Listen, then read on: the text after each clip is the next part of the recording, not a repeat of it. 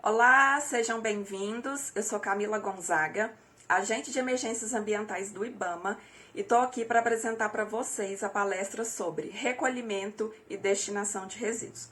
O objetivo geral é identificar as lições aprendidas frente ao derramamento de óleo de origem desconhecida de 2019 e 2020, de forma a aprimorar a atuação do Brasil no PNC.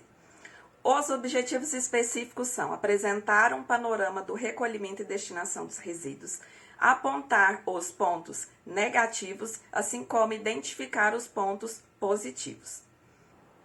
O IBAMA atua no incidente desde 2 de setembro de 2019, em articulação com diversas instituições como Marinha, ANP, órgãos estaduais e municipais de meio ambiente, dentre várias outras instituições. Vale destacar que desde o início o IBAMA adotou o Sistema de Comando de Incidentes como ferramenta padronizada de gerenciamento de incidentes. E a temática resíduo foi abordada principalmente no ICS, o formulário ICS 209, que é o de resumo da situação do incidente. Assim que se tomava conhecimento do aparecimento de óleo nas praias, as instituições envolvidas realizavam vistorias de modo a limpar e recolher o óleo. Logo no início percebeu-se que a quantidade de equipes seriam insuficientes e também foi identificada a necessidade de treinamento e orientação dos envolvidos na limpeza, recolhimento e acondicionamento dos resíduos.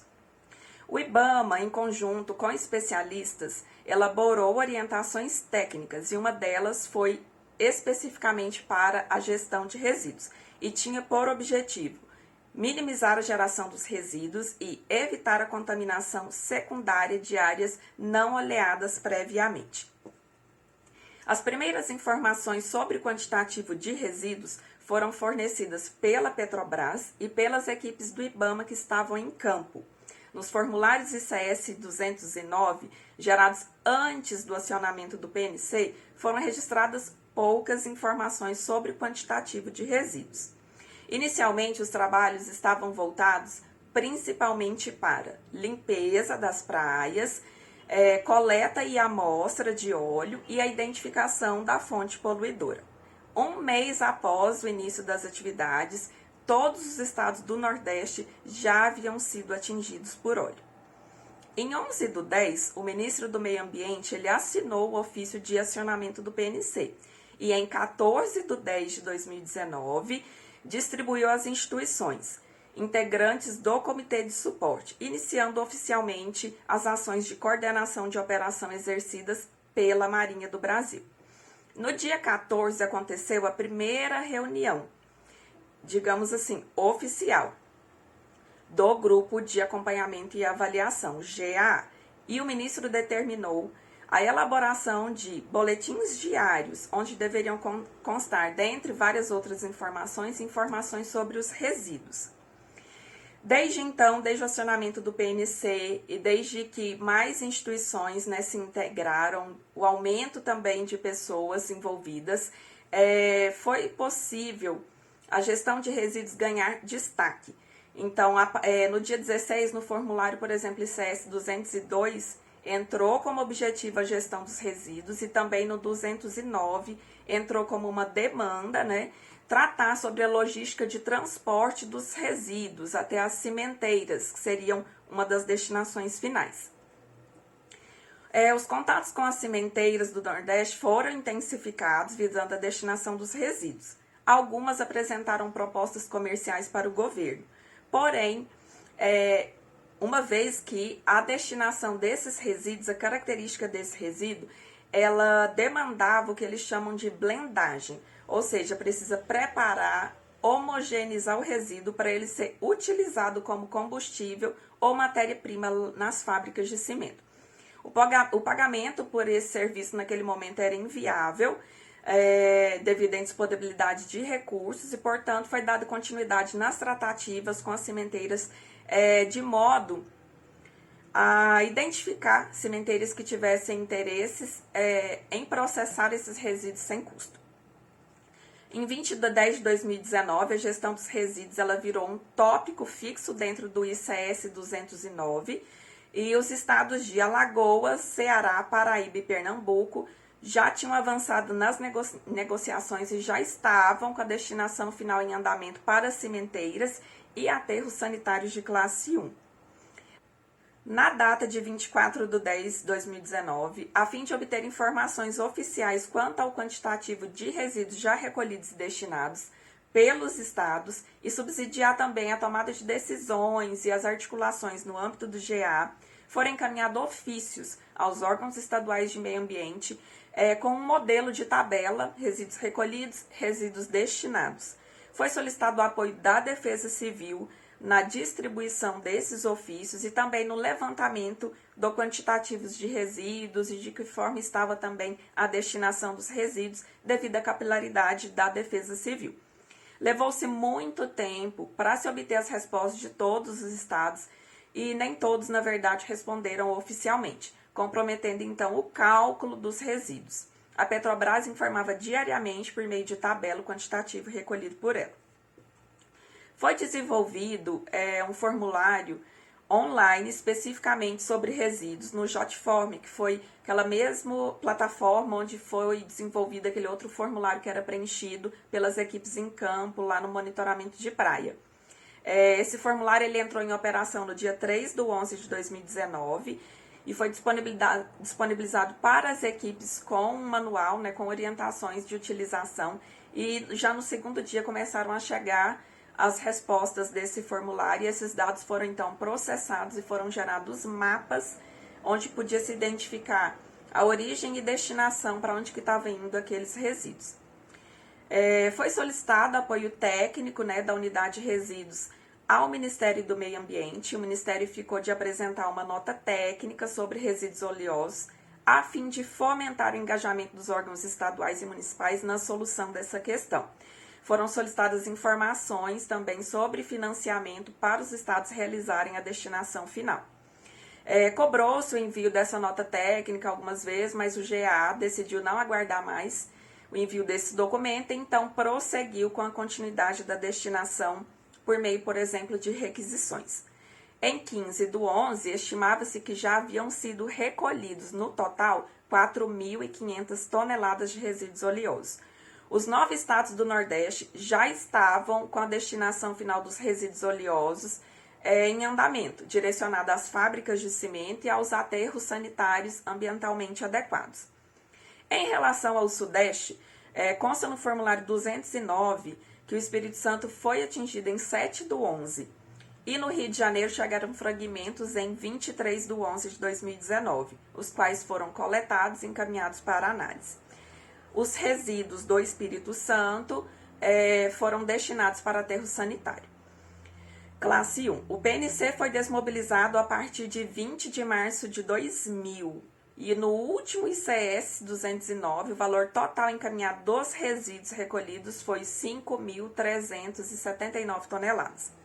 Ainda faltam resíduos a serem destinados, 464 toneladas, que estão em Carmópolis, no Sergipe, uma vez que, por conta da pandemia, a desmobilização coincidiu ali com o início da pandemia, que foi em março de 2020, interrompeu essa destinação final. As tratativas já estão em andamento e em breve a Votorantim de Laranjeiras, Sergipe, receberá esses resíduos oleosos.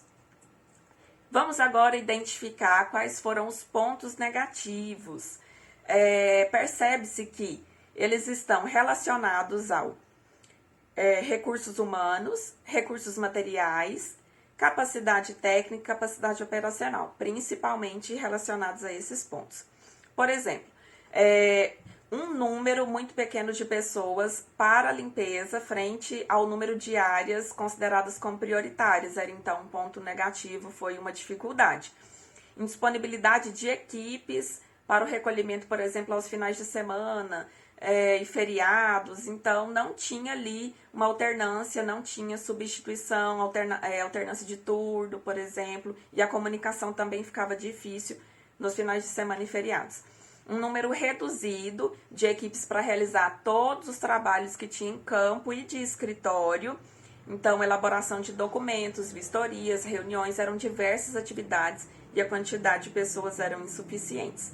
falta de atuação de outros órgãos, principalmente estaduais e municipais, dificuldade na contratação de agentes ambientais pela Petrobras, falta de EPIs e materiais adequados, kits de limpeza para poder acondicionar e armazenar também esses resíduos.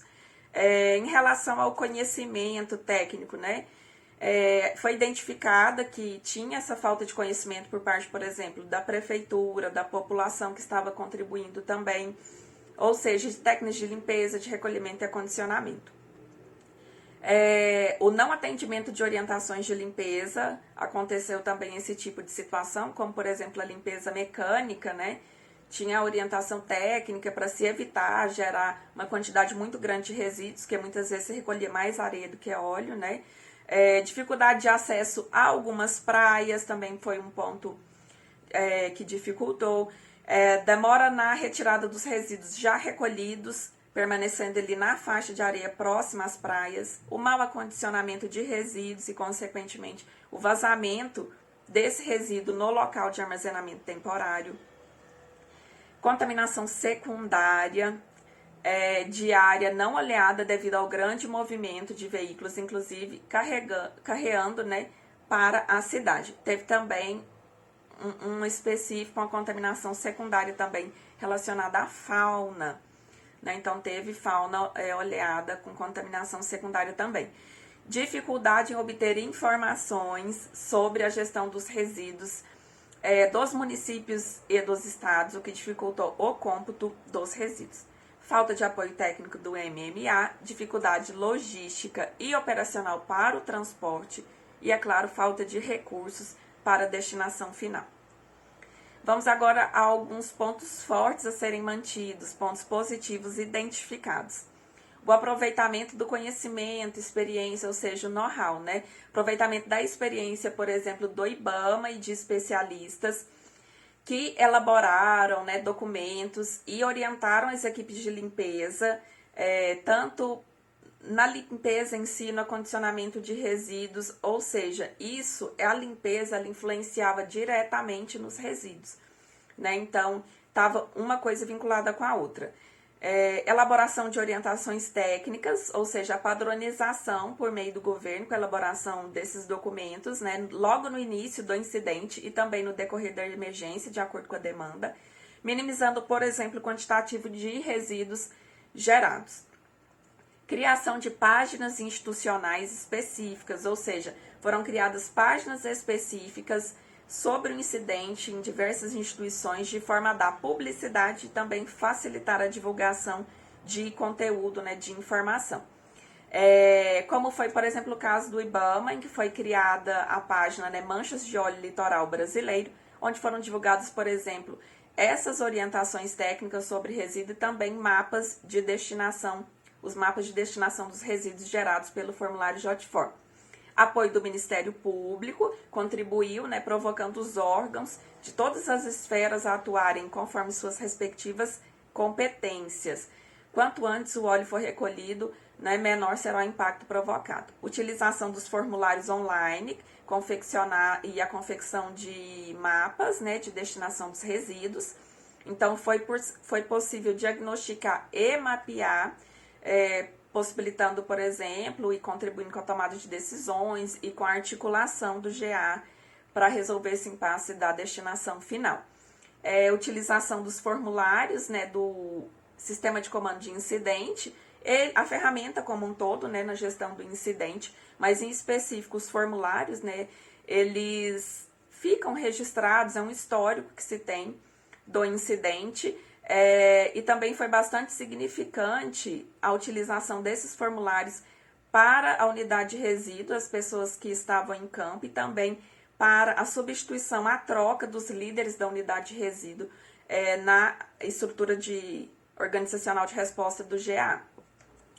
E por fim, a gestão documental da informação. No IBAMA, em específico no SEI-IBAMA, né, foram os registros desses documentos todos em processos, e isso possibilitou, né, o acesso facilitado e organizado por todos os servidores do IBAMA, contribuindo, por exemplo, quando se tem que elaborar subsídios de demandas judiciais relacionadas ao tema resíduo. Foi também utilizado, é claro, na confecção dessa palestra aqui, na identificação das lições aprendidas. Podemos deixar aqui registrado como lição aprendida e que, inclusive, vale para as águas interiores, né? Necessidade de treinamento prévio das equipes que vão atuar em campo na limpeza, no recolhimento e no acondicionamento dos resíduos, assim como necessidade de treinamento prévio dos gestores que irão promover a gestão do incidente, necessidade de levantamento prévio por parte dos gestores de empresas que possam fornecer EPIs, kit limpeza, materiais específicos para acondicionar os resíduos, frente à necessidade e agilidade de quando isso tem que ocorrer. Necessidade de análise prévia do meio de contratação de serviços digitais, aplicativos, servidores, plataformas, necessidade de identificação prévia de possíveis locais para o armazenamento temporário dos resíduos, assim como identificação prévia também dos prestadores de serviço de transporte de resíduos oleosos e, por fim, a necessidade de identificação de possíveis receptores finais dos resíduos oleosos gerados. Então, essas foram as principais lições aprendidas e que ficam válidas para a ocorrência de incidentes em águas interiores no âmbito do Plano Nacional de Contingência.